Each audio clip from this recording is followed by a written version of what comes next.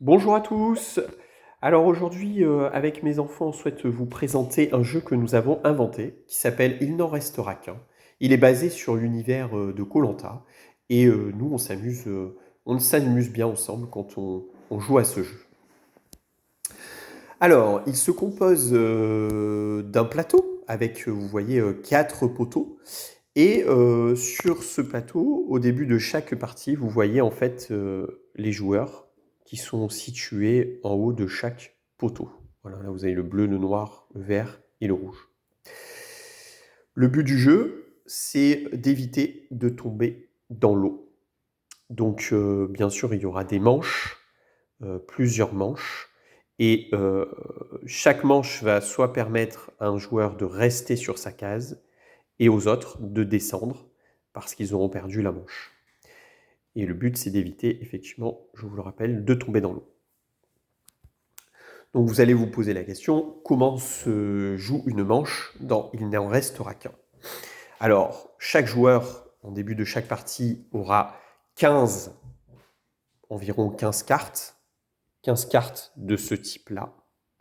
Alors dessus, vous avez des bandeaux noirs, des bandeaux bleus, des bandeaux rouges et des bandeaux verts.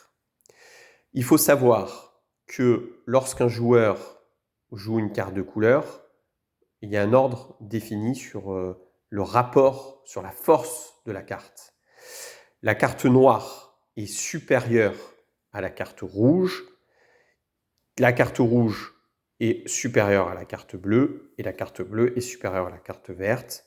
Ça veut dire que de toute façon, la carte noire remporte, est plus forte que toutes les cartes ici présentes.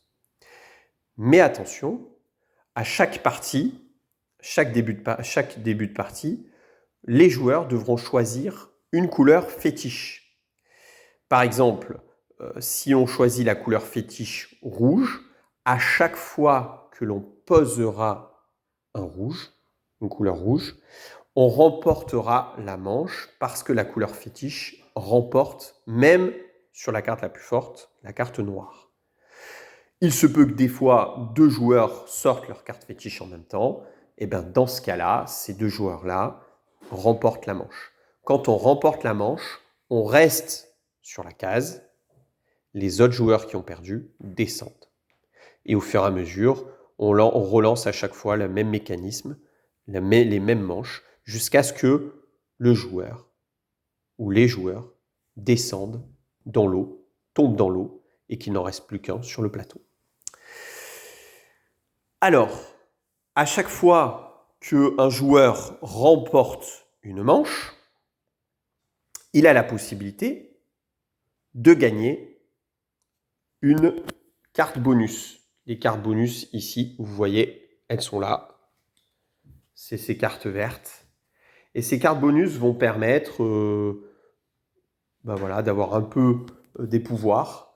Par exemple, la carte détournement que vous voyez ici, elle va permettre de voler une carte bonus à un autre joueur. La carte confort, si vous la jouez avant la partie, permet, si vous gagnez la manche, de remonter d'une case. La carte ambassadeur, elle vous permet de choisir deux adversaires qui essaieront d'éviter la boule noire. Celui qui attrapera la boule noire dans un sachet approprié descendra d'une case. La carte immunité, jouée avant chaque début de partie, vous permet, quoi qu'il arrive, de ne pas descendre même si vous perdez la manche. Et la carte vote du conseil, si vous jouez cette carte-là, les joueurs vont devoir voter. Vous voyez là, ici, on va vote du conseil. On va voter et celui qui a le plus de voix contre lui descendra d'une case. Attention, certains auront peut-être récupéré les doubles votes et voteront 2 fois. Voilà. Pour en connaître un peu plus, nous allons faire une petite vidéo en direct où, avec mes enfants, nous jouons à ce jeu et vous nous en direz ce que vous en pensez. N'hésitez pas à faire vos commentaires.